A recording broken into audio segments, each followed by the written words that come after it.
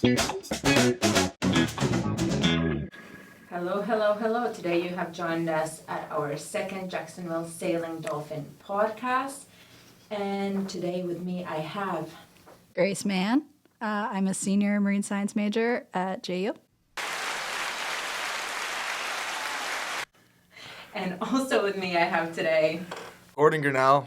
I'm from Old Saybrook, Connecticut, and I'm a sustainability major. Good to have you here, guys. And overall, this will be our senior podcast because Grace and Gordon are both seniors. But before we start to talk about them individually, I want to talk about Dolphin Dash. Guys, how did we do at the Dolphin Dash this past week? Yeah, I think we raised around 47,000, just about that. I think it was a good effort. I think we doubled what we did last year. Yeah, I think we also won most alumni support and most donors overall, and so that was really incredible to see, especially as a senior, seeing the amount of both alumni support from recent alumni, but also, just alumni from the team, and all of the support that we got was just incredible to see. And now we will start interviewing you both. So you guys are seniors and you have been here for 4 years. And what was the reason why you choose JU out of all of the universities in US or overall in the world? Yeah, I'll start. I chose JU because of the sailing team and because of the Sunshine State. Weather down here is great, and there's nothing to complain about. I actually wasn't here all 4 years, however. I transferred in my second semester of sophomore year and joined the team, and they're very welcoming, and it was a lot of fun. Yeah, and then I've been here all 4 years, so I started my freshman year in the fall of 2019. And yeah, I came to JU mostly because when I was looking at colleges across the country, JU ticked all my boxes. So it was in a warm place. It was a really close-knit campus where they had a really small student-to-teacher ratio, which was important to me. But then obviously I also came for the sailing team, and it was a school that had a sailing team and a marine science department. So it just, like I said, ticked all my boxes. But did you consider joining sailing team before or after applying to JU? Before, definitely before. Yeah, I knew I was going to be joining the sailing team when I applied. Okay, and you guys have been here the longest out of the sailing team that we have here.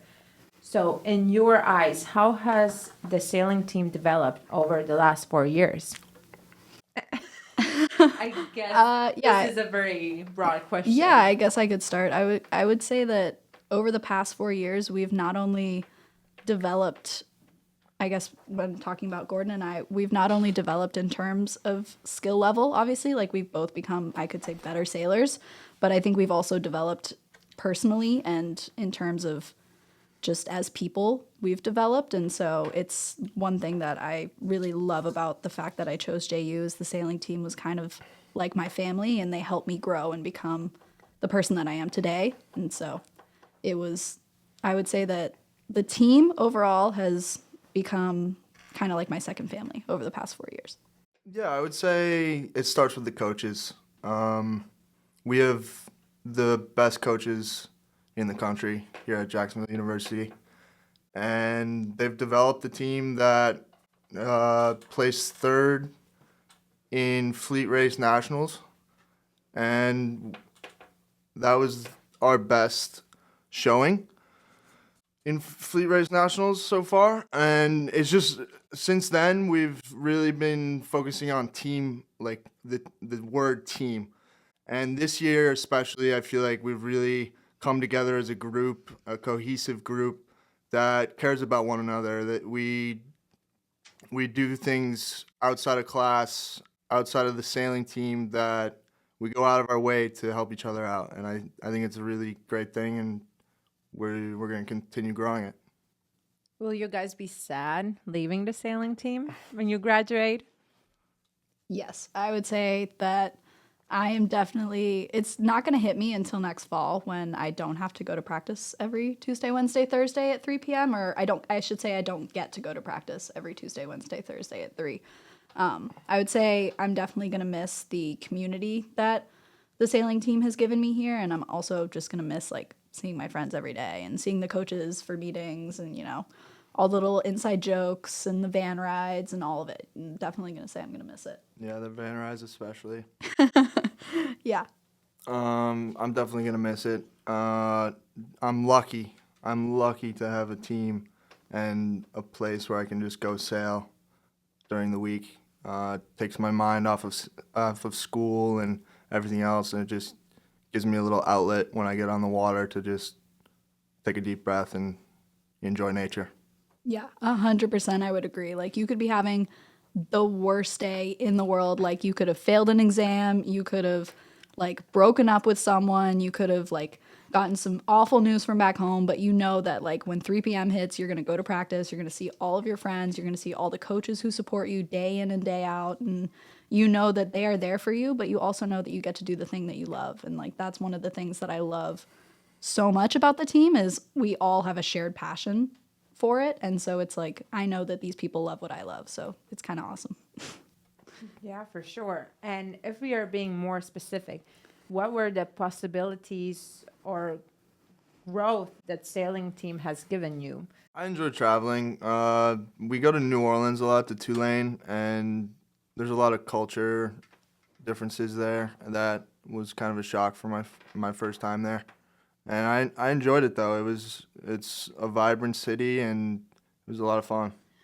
Yeah, I definitely agree that the travel with the team has not only shown me and helped me grow in different ways, like different cultures, but also just different aspects of the sport of sailing. Like the first time I ever put on a dry suit was my freshman year with the team, and like I had never sailed in anything under like 65 degrees until I came to JU and we went to ODU my freshman year, and John handed me a dry suit and was like, "You need to put this on or you're not sailing today." And I was like, "What is that?" Like it was insane. And so it's, just so much growth in terms of my experiences, but then also there's growth outside the team and the world of sailing as a whole. And so like we have so many incredible alumni that came out of this program that are a part of whether it's Olympic sailing, whether it's professional sailing, or just sailing because they have the passion and they're coaches, or they have, club teams that they're coaching, or they're waterfront directors in different places. Like we have so many incredible alumni that just inspire us who are on the team to keep the passion alive. Yeah, for sure. We're very thankful for that. And taking back, you both mentioned traveling. You said ODU, you said Tulane University. But which place has been the furthest away that you guys have traveled? My furthest was this past fall when we went to Kings Point University up in New York, and we traveled there together, Agija, and it was first time I ever flew with the team, so that was kind of fun. But yeah, that was probably the furthest I've been, so up in New York. That is super exciting. But did you visit New York before, or that was your first time in New York as well? I had been to New York City with my family beforehand, but like only maybe once or twice. And so it was my first time being there and like being on the water in New York. I didn't think that anyone went on the water in New York, if I'm being honest, but it was really cool to see that side of it. Yeah, the farthest I traveled was Branford, Connecticut, where Yale Sailing Team sails out of, at the Yale Corinthian Yacht Club. We flew into New York to JFK and then van ride to Branford. That was the farthest I've traveled. Thank you for sharing that. And going back to the coaches, you both mentioned that one of the reasons you came here was because of the coaches. So what do you love about our coaches so much that it made you decide to actually come to JU and join the JAX Sailing Team? They listen to you. Yeah. If you have something to say, you have some input, you're trying to get a question answered, just go into the office and talk to them and just have a nice conversation with them. Like it's coaches to player, but it's also friendship. There's a friendship going on between the coaches and the sailors. Yeah, I definitely agree that before I even came to JU, like I had John emailing me, or I had, Telmo, who wasn't a coach at that time, but he's a coach now, texting me going, oh, you should come to JU and all this sort of stuff. And so like, I think the main thing for me of why I think our coaches are so great is because you can tell that they actually like care about us, and not just us when it comes to score lines. They care about us and how we're doing. So like, Yeah. I have I'll have stuff happen with my family, and my coaches, instead of after practice that next day, they don't ask me, how was practice? They ask me, oh, how's this family member? Like they really care about us as people, and they understand, I think, that to get us to that next level, they need to care about us on that level. And so it's a really awesome, like Gordon said, it's a friendship. They want to see us succeed. Yeah. See us succeed. Yeah, that's very, very important, because not a lot of coaches do that. And by doing that, they actually build a family, in the sailing team. So that's amazing. Thank you for sharing that. I think coaches will be very happy to hear that. But that's like the truth, behind all of the scenes, what people might not see when they see us racing. And as this is your last semester, what are your goals this semester in college sailing? I would say go out with a bang. Make some sort of positive impact before we get out of here. Yeah, my goals are just to have fun. It's my last semester. I'm trying to sail fast as I can and just have fun. So Those are my goals. enjoy it fully. Yeah. Yeah, don't let any moment slip away. Soak it all in. Perfect. And talking about competitions, you both went to competitions this past weekend. How did it go? Can you tell more us about where did you go, what team did you go with, and how did it go? What were your goals for these competitions that you both went, and did you manage to succeed in those goals?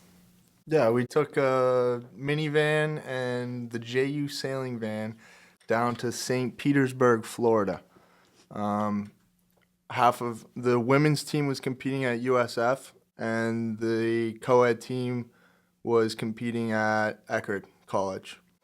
The women's team were just team racing, and the co-ed team was fleet racing. I was on the co-ed team. So you were fleet racing in which university? At Eckerd College. Eckerd College. And how did it go? How was the conditions, the wind, the competition? Yeah, it was good competition. Had fun. Eckerd's definitely Could a be fun better. place to sail in. Yeah, it was yeah. Yeah, there were some sights to see at Eckerd for sure. What was your favorite sight to see in Eckerd? His teammates winning. That was his favorite sight. Yeah, I Patrick love that. Ego, he won B division and he sailed very well. And he's a freshman. He did a very good job. That's applause. Yeah. From everyone. Good job. Yeah, as I said, I really think we are a cohesive group this year, and I'm proud of it. Yeah, I would second that. We definitely feel a lot more like a family than we have, and it's really awesome to see and be a part of. And Grace, tell us more about the competition you went to. So I was a part of the women's team that went to University of South Florida in St. Pete. We were sailing just south of the St. Pete Yacht Club in the bay, and then also in what they like to call the basin. So it's kind of like a little cove that is part of, I think it's not the Navy, but it's some sort of other training base type thing. But yeah, we were there doing team racing. So women's team racing is kind of new to college sailing. So you have co-ed team racing, and for people who don't know what team racing is, it's 3 boats versus another 3 boats, and you're a team, and then you race. So it's kind of self-explanatory. It's almost in the name. But they just, in the past 1 to 2 years, I think, created a women's team race division. And so JU is really fortunate. We have a lot of female drivers, and so we're able to get in there and get in the mix. And it was a super fun event. We have a pretty young team, so I'm kind of the old lady when it comes to the team, and so I'm the only senior, but we have 3 incredible drivers. I'm a crew, and so it's really fun to see the development that's been happening throughout our women's team, and especially our women's team race team, and seeing not only the development in the side of learning team racing, but also the development in terms of friendships and, you know, working out all these issues that we have with team racing, but also doing it in a way where we can, you know, still sit down and have coffee and just talk about plays. Yeah, I love that. What were your goals going there? Because that was the first ever team racing event that this year's team went to. So. Yeah, it was our first women's team racing event for the season. And so I would say my goals for this event, I kind of told my skipper, Caitlin Liebel, who's also a freshman. She's awesome. Hi, Caitlin, if you're listening to this. Yeah, I would say my goals for this event were to really just kind of see where we were at in terms of the other teams. And so, you know, we were up against some really heavy hitters. So like USF, who won our conference champs last year. We had ODU there. We had University of Wisconsin. So it was pretty even mix. And just to, you know, see how we fared, I guess, against them and see where we stood and really work on communication, really work on our team dynamic while we were there. And Caitlin and I talked about it a lot in the boat. And I also talked with the coaches before that event. And I was kind of like, what are y'all's goals or what are your goals for this event for me? Like, how do you want me to help, you know, in any way that I can? And they kind of told me, you know, this is going to be your first test and it's really just practice, but it's going to be scored. And so it was a really cool event to, you know, go and see what the team dynamic was going to be and see how we measured up, I guess. And so, I don't know, I guess that's a really long way to say my goals were just to go find out. Yeah, that's perfect. And as I understood, it was also like some kind of training competition, you know, to just go train and actually use our knowledge in team racing, not only at the training sessions, practices on the water, but also at competitions. So, yeah, it was, I think, a really cool way for everything that we do at practice to come into sort of full motion, I guess, or full scale. And so I think the co-ed team can agree with this, where, you know, you do stuff at practice day in and day out, and you're like sitting there and you're like, why are the coaches making me do this drill so many times? And then you get to a competition, you're like, oh, I know exactly what to do because I've done this drill so many times. And so it's really cool to see that. And do you guys know the next competition you are heading to? Yeah, I'm not traveling with the team this weekend. I'm actually doing some what we like to call extracurricular sailing this weekend. So tell us more about it. I'll be sailing Thistle Midwinters with Ian Hunter and then possibly another alumni and or a current JU sailing team member. I'm not sure.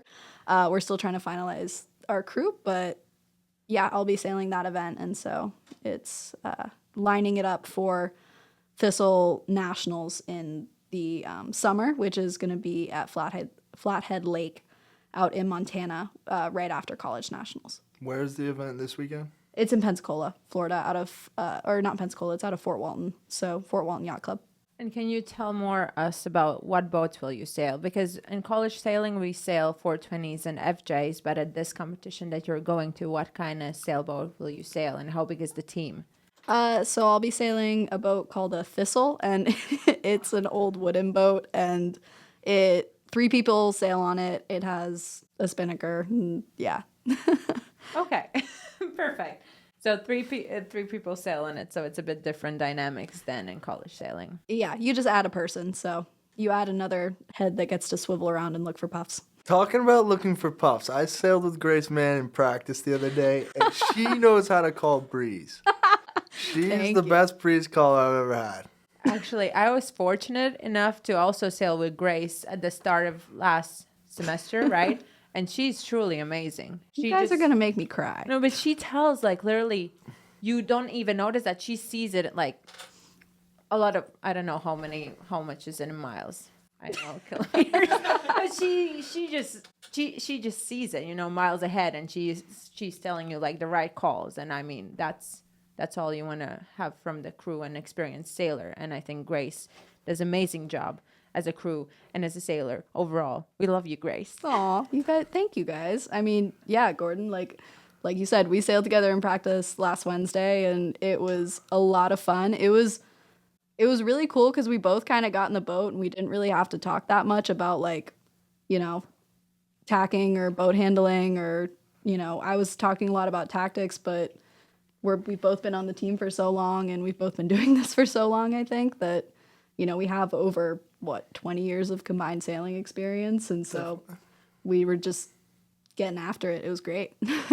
It's very enjoyable. We had some scary tacks, but that they were scary because one of us almost ended up in the water. You guys had a lot of team power. Yes.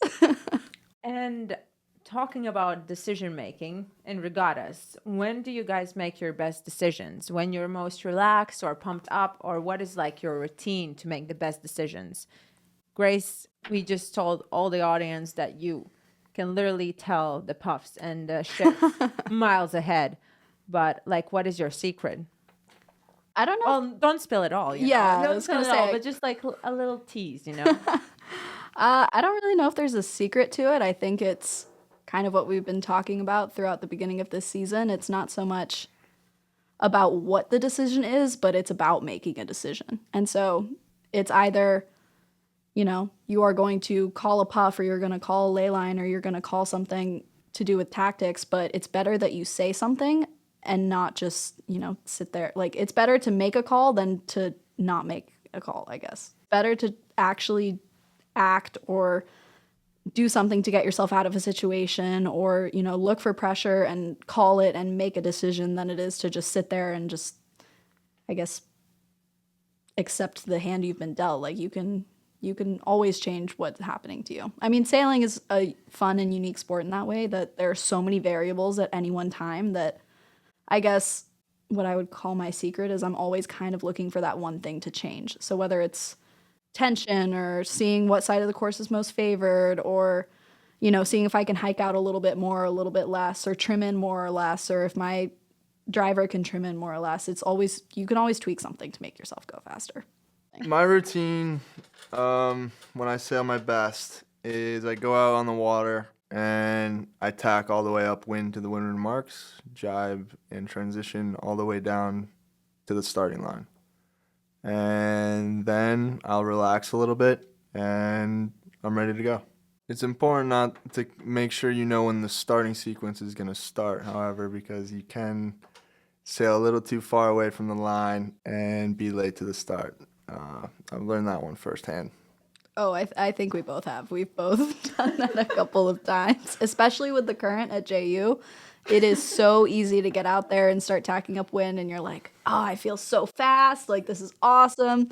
And then you get to the top mark and you realize you've just been tacking down current, and that you've got to go sail downwind, back up current, and your sequence is already 2.5 minutes.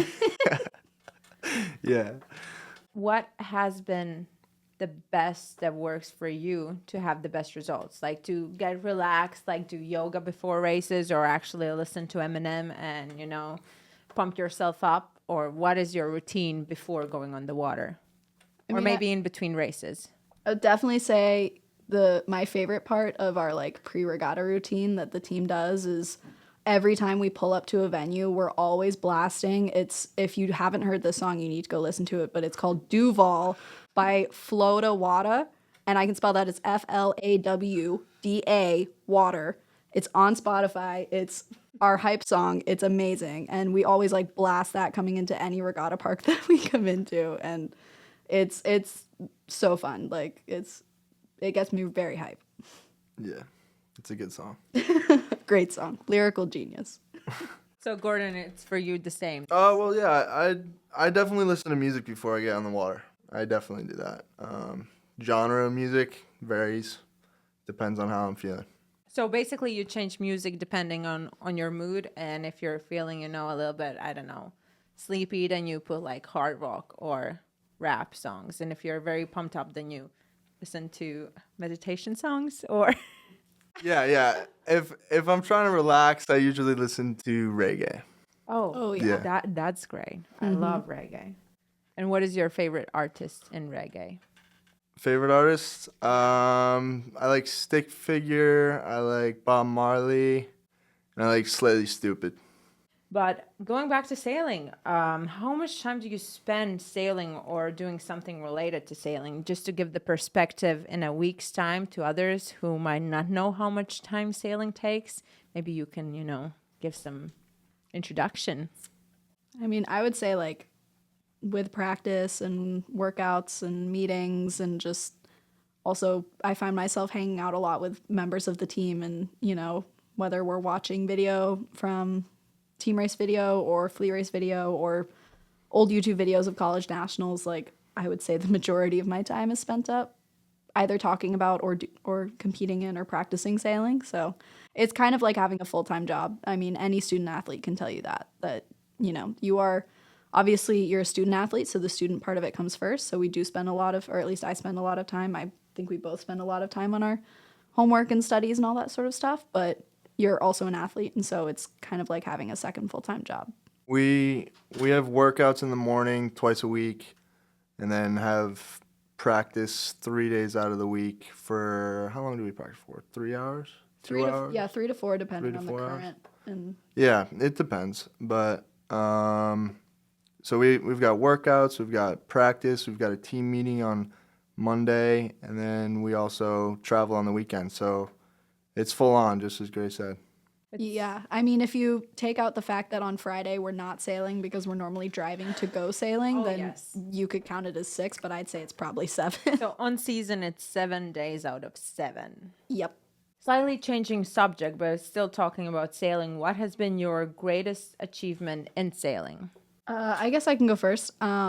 So I come from a really small Caribbean nation, the Turks and Caicos Islands. I was raised there for the first 16 years of my life, and so I sailed competitively for them. I was the youth national representatives they were called lasers back then, but they're Ilkas now. So I competed for them, and that's how I met Agija, actually, our lovely podcast host at Youth Worlds. I did 3 of those and represented my country, and so that was probably one of my proudest moments in sailing. Just getting to, represent the place that I come from and getting to represent all the people who have backed me and supported me. And, sailing for JU has honestly really felt kind of like that. Like every competition that we go to, every weekend that we're traveling, every venue that we go to, every time I put on that penny, it feels like I am sailing for and competing for my team and my family and all these, we have so many supporters, we have so many alumni, we have so many people in and out of the world of sailing, we have so many great parents, we have great coaches who support us. And so I would say my proudest moment is just getting to do this every day and just getting to, still be here and still compete for these people and having their trust in me and getting to show up every day and kick ass. And going back to the Youth Worlds, can you tell us in which countries did you compete when you represented your country in the Youth Worlds? So I went to Youth Worlds in China, and then in Texas, and then in Poland. And which one of them you like the best? I hope China. Yeah, Because that's where we met. Yeah, I would definitely say I like China. It was the first time I've ever been there, and like I said, I came from a really small community sailing program, which I'm incredibly grateful for because it taught me so many awesome values and so much just about who I am as a person. But I wish it could have taught me a little bit more about, being competitive. I think if I had had a bit more of, not support, but if I had a bit more info when I got there, that would have been nice. I'm showing up to the regatta park and everyone's kind of already got all their boats rigged and they're ready to go, and I'm kind of like trying to figure out how to put my mast together and like how to rig stuff. Like I'm jerry rigging parts and pulling things out of my bag that aren't connected, and it's just it was my first time that I really saw the worldwide sailing community, and so that was really awesome to see. Like I had coaches from other countries. I had Latvian coaches coming and helping me. I had people from the States. I had people from Canada. I had people from everywhere just coming and going like, oh, okay, like, what's this? Like, where are you from? Like, it was a really cool community event. So I think that's one of the reasons that I'm so passionate about this sport is how it brings people together. Also, the ENP program that World Sailing did before the Youth Worlds, it helped a lot, right? Because they supported us with coaches and kind of we had this opportunity to actually train before the Youth Worlds. So I think it was very good for little countries or countries for sailors from countries where sailing is not that popular and not that developed. So I'm just also very thankful for that opportunity and meeting people all around the world. that has been the biggest gift also from my side. Just wanted to say I'm so grateful that I met you also in China. Yeah, no, it was a great event, and I'm not trying to say I didn't have coaching or support or anything back where I was in the Turks and Caicos. I had amazing support and amazing sailors who were teaching me as much as they could. Like I love all those guys back home who, you know, gave me everything that they could and got me to the point that I am here today. How was the food in China? Oh my God, it was awful. Well, in a way, it was super good, but my stomach hated it. Oh my God, it was awful. And then, like, I ate only chicken. You know, if you ate I chicken, didn't even eat the chicken. They labeled, no. You don't understand. They had like this thing that, as a marine science major, I'm appalled because they labeled it as conch, which is this it's technically a gastropod, like it's a snail. And if you know what conch looks like, it's like pink, and they labeled it as conch, and it was black. And it was like a mussel. Like it was a completely different shape, a completely different color. And I was like, oh, like, I don't know if something got lost in translation. But after that, I was like, and yeah, my stomach was just not happy the entire time. And yeah. I ate a lot of rice. It helped me like in like the first week was terrible, but then somehow I got on the track, and when I tried, like they had very nice sweets in that sense, Chinese candies, not candies, but they're like those sweet things, sweet desserts. I love those. I ate a lot of bananas and rice. I love the fact that they ran out of chicken at the first week. Oh my God, yeah, they yes, did. and no one had chicken anymore, and no one wanted to eat any other meat because they were told it's super bad. So, yeah. It was a fun facts. time though. It was great. I brought a lot of Cliff Bars and I ate a lot of those. Oh my God, and I didn't bring any, so I was kind of No protein for a week. Yeah, I was forced to, start loving Chinese food, which yeah. was not bad after No. a while. Yeah. You get used to it, and then you can, try different things. But the fruits were amazing though. Fruits kept me alive. Yeah, like the variety of fruits was truly amazing. What kind of fruits? I don't even like lychees, I think. Literally, because I had never ever eaten anything else besides apples, bananas, or pineapples. So going there and they had some kind of lychees and You had never had a strawberry? okay, strawberry. Okay. But Like I know Latvia's cold. you know but- those exotic fruits? Oh, okay. Yeah, those exotic fruits. like mangoes. okay, mango. Kiwis. I mean more exotic, like those specific ones that I only have in that region Oh, of okay. the world. Yeah. Like lychees. I don't know, even if I'm pronouncing that correctly. We should say lychee one more time. Lychee. Lychee. Yes, we love lychees. Someone from a lychee farm should sponsor the JU sailing team, please. I That'd be great. would love that. I miss those lychees. So. No, you know what food we should be sponsored by? Fruit snacks. Welch's Fruit Snacks. If you're listening to this, please sponsor us because we buy like 4 boxes of regatta. Like it's bad. And Cliff Bars as well. Yes. Cliff Bars and fruit snacks. Definitely. And Gordon, what about you? What has been your greatest achievement in sailing? I've done a lot of. I've sailed a lot of different kind of boats. I started off in Opties and then graduated to the Club 420. And then I sailed Etchells for a year or two, and then started college sailing. And I've grown a lot through my experience. I've learned a lot, and it's been a lot of fun. My greatest achievement, I would say, was a regatta I did in Miami, Florida, on a Marstrom 32. Pretty high performance boats, go pretty fast. A lot of fun. But what has been your favorite sailboat that you guys have ever sailed? I really like the Flying Phantom. I had the opportunity to do a Red Bull foiling generation, Oh, wow. and we were sailing these French boats called Flying Phantoms, and a lot of fun. When was that? Was it recently or That was my second junior year of high school. 2 years ago, 3 years ago? 4 or 5 years ago now. Okay. 4 years ago. Yes. That sounds awesome. Yeah, it was a lot of fun.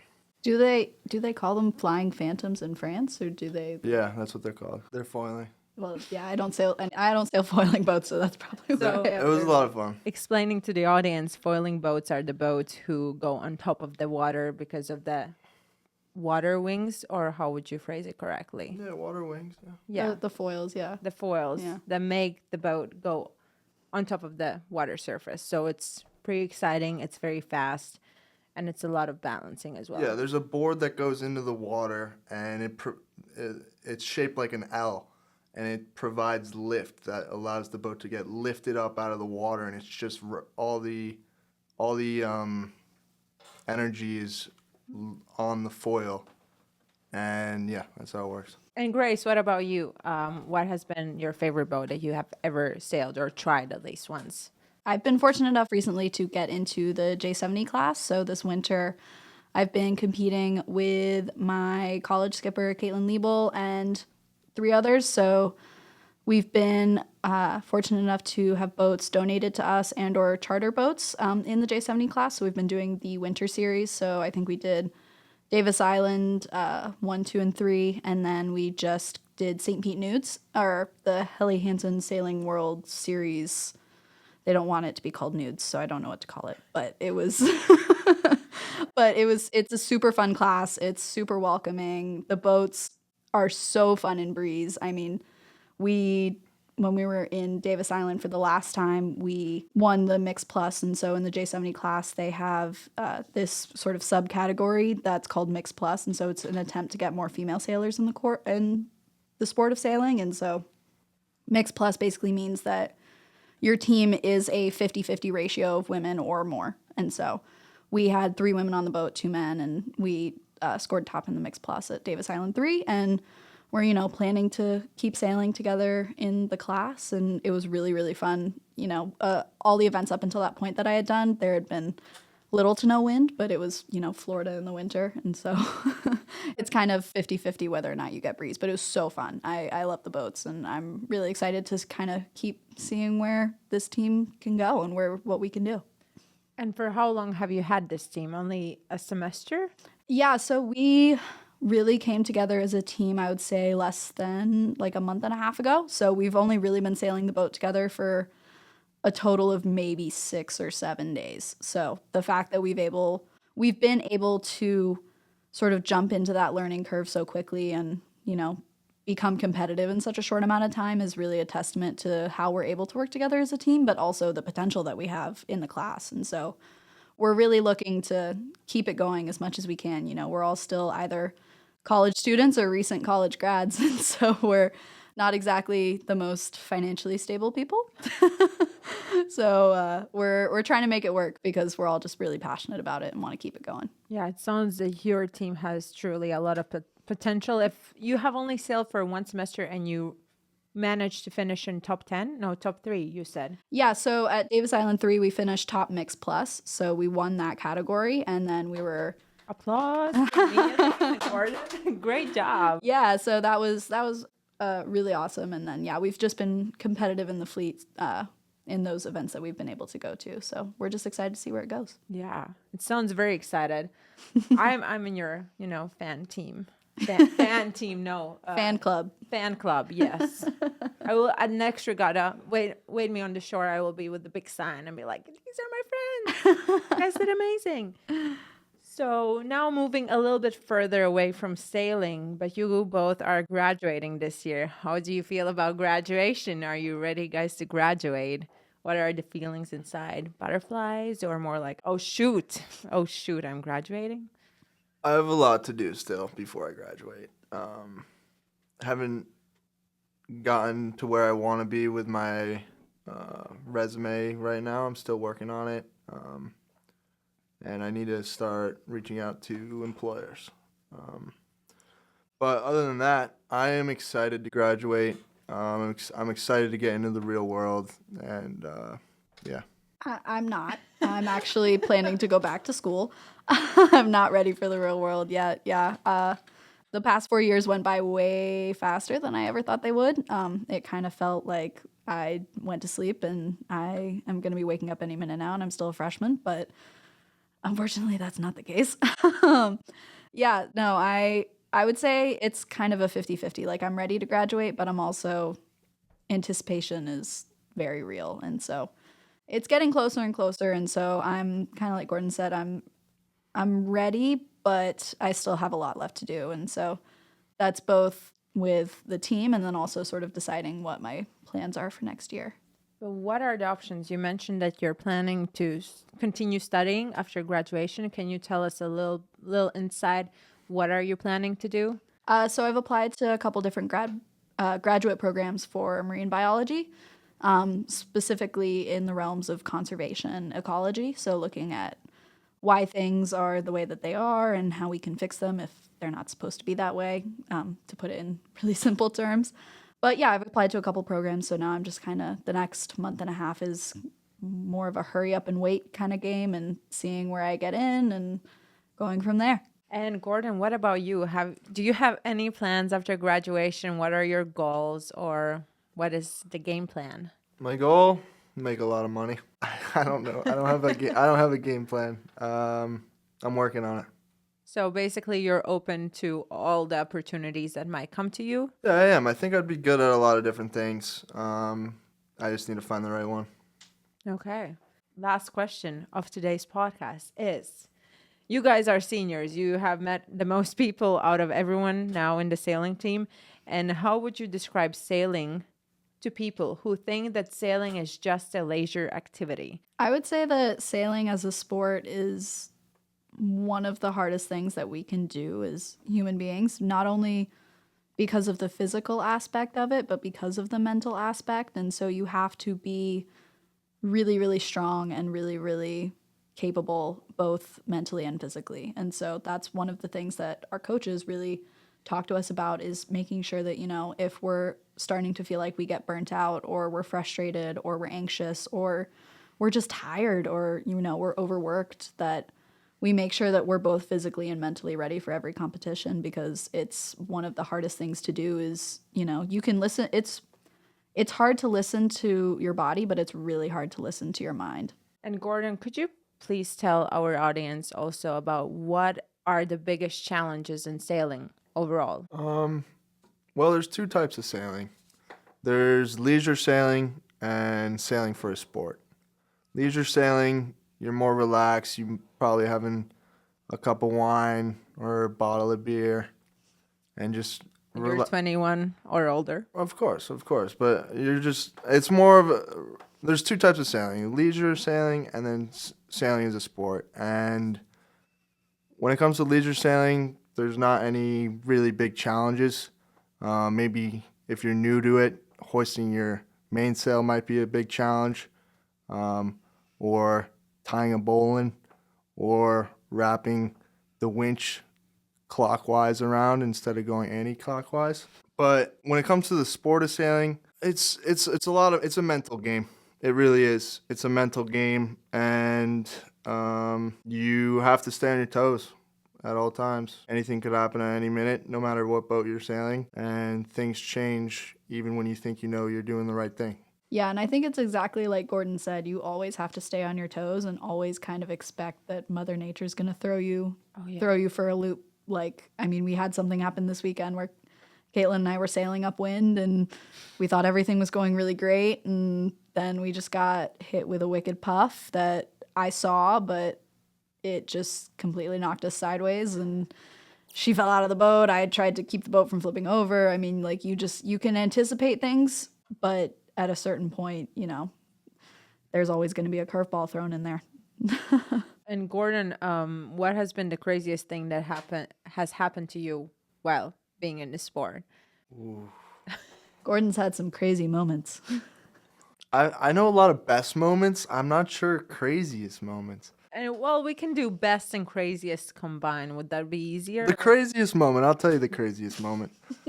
I was sailing the Greenport Ocean Race, which is a race around Shelter Island in Long Island, New York. And I was sailing in a Swan 42. I think I was probably 17 years old, 16 years old at the time.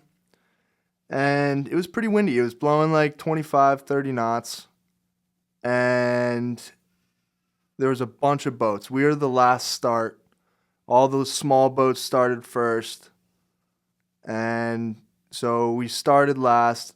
We sailed past all the small boats because we're in a Swan 42.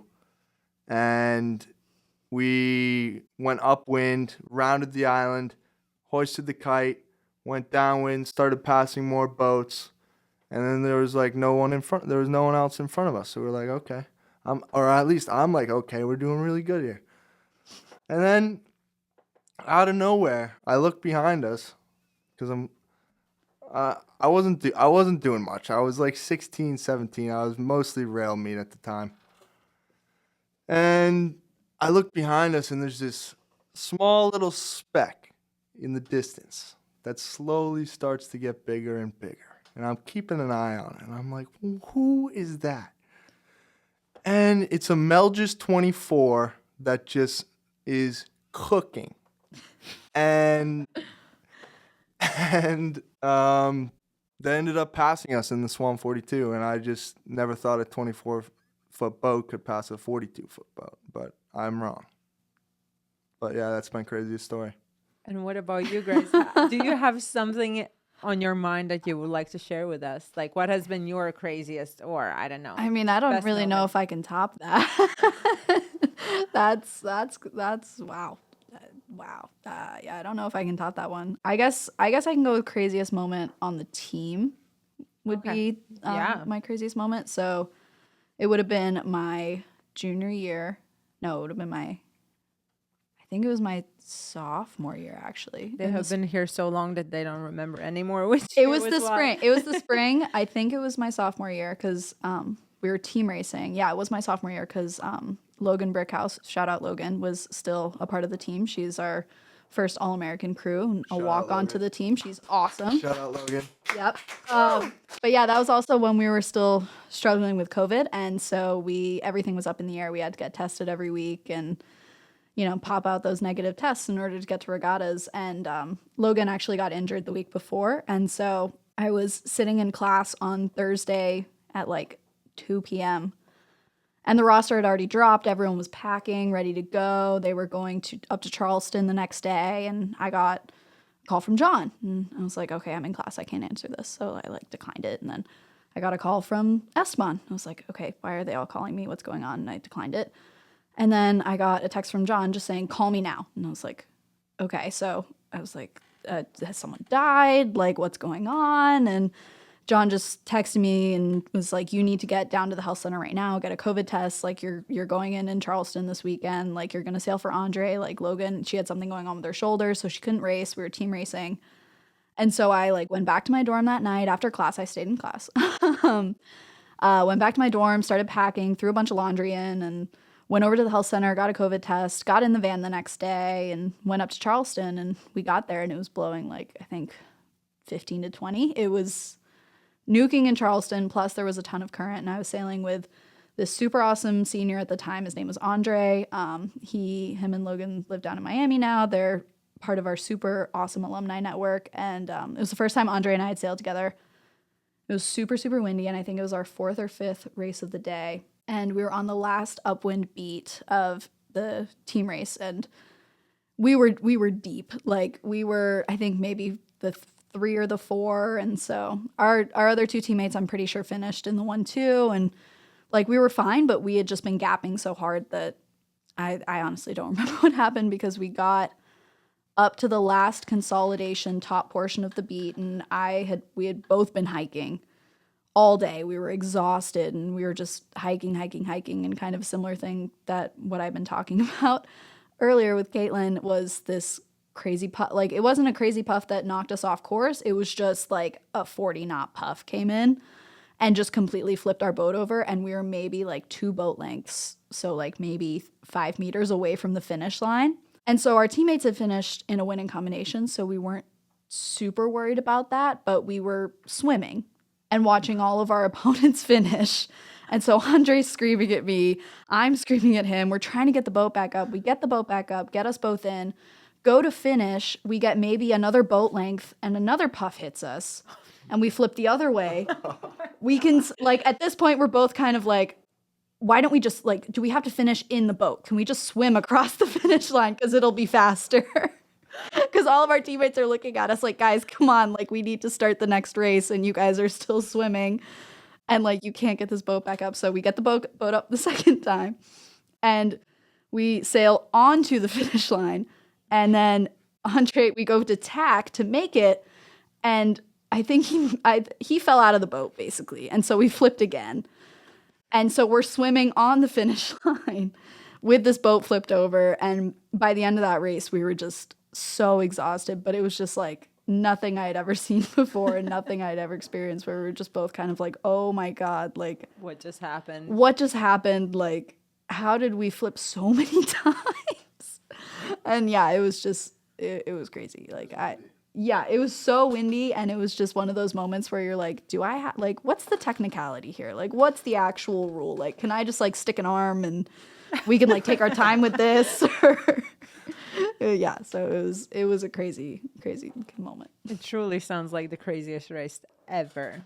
Yeah. But on this beautiful, beautiful note, our podcast has come to an end. And I want to thank again our very talented seniors, Gordon and Grace. Grace and Gordon, thank you. Applause to you. Double G. Ayo. My name is Agija, and thank you for listening. Thank you, Agija. Yeah, thank you. This was fun.